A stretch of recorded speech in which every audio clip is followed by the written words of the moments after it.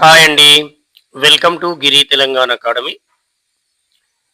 మౌర్యుల యొక్క శిల్పకళ. మౌర్యుల యొక్క శిల్పకళ అశోకుడు చెక్కించినటువంటి శాసనాలలో మనకు కనిపిస్తుంది. వారి యొక్క శిల్పకళ.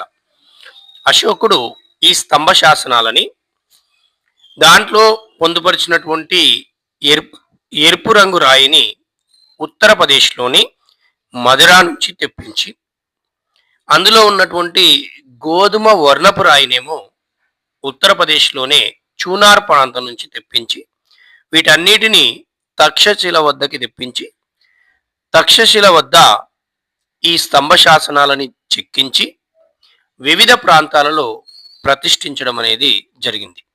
మనకేమన్నా బిట్స్ అడిగితే అడగొచ్చు. అందులో ఉపయోగించినటువంటి ఎరుపు రంగు రాయి ఎక్కడి నుంచి తెప్పించారంటే మధుర నుంచి. అందులో ఉపయోగించిన గోధుమపు వర్ణపు రాయి ఎక్కడి నుంచి తెప్పించారంటే చూనార్ నుంచి. ఇవన్నీ కూడా ఎక్కడ చెక్కించారు? తక్షశిల వద్ద.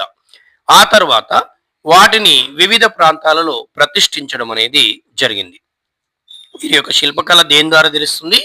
ఈ స్తంభ శాసనాల ద్వారా తెలుస్తుంది. మరి మౌర్యుల పరిపాలన కాలంలోని పన్నుల విధానం ఏ శాసనం ద్వారా వెలుగులోకి వచ్చిందని అడిగింది మన గతంలో. వీరి యొక్క పన్నుల విధానం రుమిండై శాసనం ద్వారా మనకు తెలుస్తుంది. ఆ కాలంలో ఉన్నటువంటి పన్నులు ఏ విధంగా విధించారు, ఎట్లా ఉందనేది ఏ శాసనం ద్వారా తెలిసింది? రుమిండై శాసనం. ఈ రుమిండై శాసనం ఎక్కడ ఉందంటే నేపాల్లో ఉన్నటువంటి లుంబిని వనంలో ఉంది.